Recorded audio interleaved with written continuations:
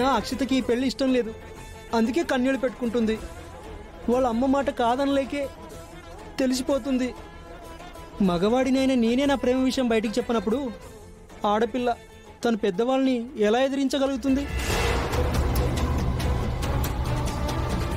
అమ్మా, వీరు పేరు బలాలను బట్టి వచ్చే వారంలో దివ్యమైన ముహూర్తం ఉంది.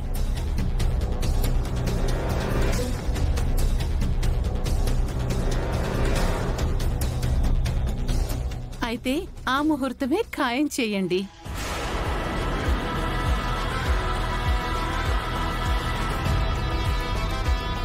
పంతులు గారు, నిశ్చితార్థం పెళ్లి అన్ని వెంటనే అయిపోవాలి. అలాగేనమ్మా, వీరు జాతకాలు నాకు పంపించండి, లగ్నపత్రిక రాసి పంపిస్తాను. వస్తానమ్మా, నమస్కారం అండి.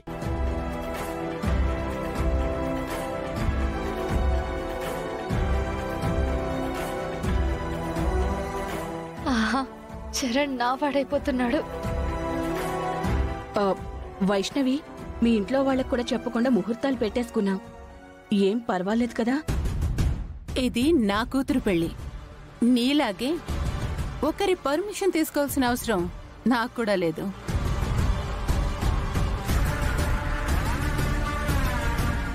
సరే, వెళ్ళొస్తాను.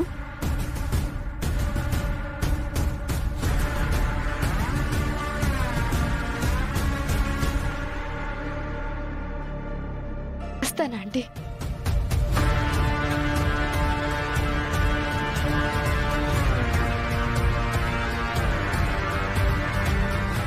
తను కన్నీళ్లు పెట్టుకుంటుందంటే ఇంతకన్నా ఏం చెప్పాలి?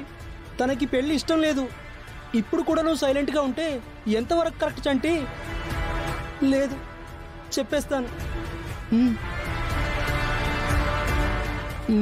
చూడండి, ఈ పెళ్లి ఇంట్లో కొంతమందికి ఇష్టం లేదన్న సంగతి నాకు తెలుసు. కానీ పెళ్లి 100% జరిగి తీరాలి. ఈ పెళ్లి ఆపాలని ఎవరైనా ప్రయత్నం చేస్తే, ఎలాంటి ఆటంకాలైనా కలిగించాలని చూస్తే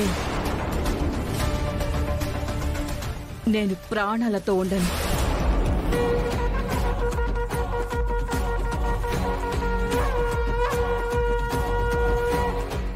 గుర్తు పెట్టుకోండి. నువ్వలా చేయలేదే. ఒక అబద్ధాన్ని చరణ్ నిజమని నమ్ముతున్నాడు. అది అబద్ధమని తెలిసి కూడా దాన్ని నిజమని చెప్పి నువ్వు నమ్మేస్తున్నావు. దీన్నే మోసం అంటారు. మోసం, ప్రేమ ఒకే చోట ఉండవు. మోసంతో ఎవ్వరూ ప్రేమని గెలవలేరు. నేను గెలిచాను కదా అని నువ్వనుకుంటున్నావంతే. అంటే గుళ్ళో పాడింది నేను కాదు అని నువ్వే చరణ్కి చెప్పేస్తావా? చెప్పేదాన్నే అయితే ఎప్పుడో చెప్పేసేదాన్ని కదా. మరిప్పుడు ఎందుకు అలా మాట్లాడుతున్నావు? అంటే నా పెళ్లి జరగడం నీకిష్టం లేదు, దాన్ని ఎలాగైనా ఆపాలి అనుకుంటున్నావా? ఒకరి ఆనందాన్ని అడ్డుకోవాలని, ఒకరిని బాధ పెట్టాలని నేనెప్పుడూ అనుకోను. అటు చరణ్ వాళ్ళ మమ్మీ, ఇటు మీ మమ్మీ ఒప్పుకున్నారు కాబట్టి నీ ప్రేమ పెళ్లి దాకా వచ్చింది. కానీ నువ్వే కొంచెం ఆలోచించాల్సింది. నన్నెలా బాధ పెట్టాలి, నాకెలా కౌంటర్ ఇవ్వాలని కాదు. నువ్వు చేస్తున్న మోసం పెళ్ళయ్యే వరకు బయటపడకుండా ఉండాలని ఆ దేవుణ్ణి వేడుకో.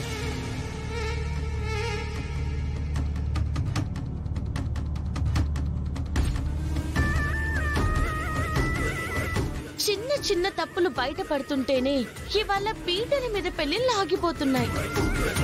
నువ్వు చేసింది తప్పు కాదు, మోసం.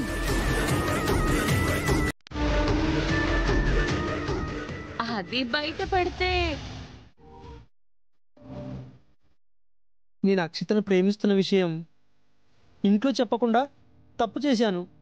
ఈ విషయం తెలియక ఇప్పుడు మమ్మీ అక్షితకి, అన్నయ్యకి పెళ్లి చేయాలనుకుంటుంది. ఛీ, ఇప్పుడేం చేయాలి? ఛీ, భగవంతుడా.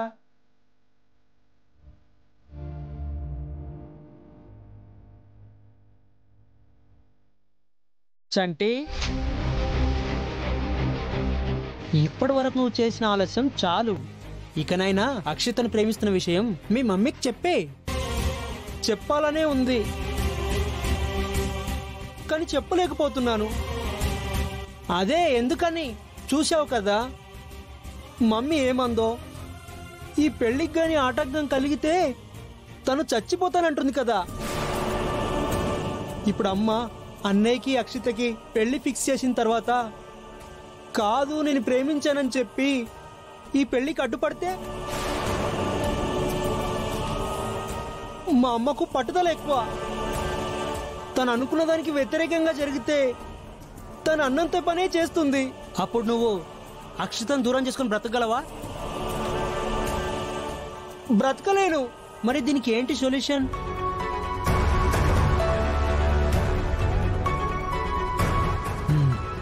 ఒకటే సొల్యూషన్.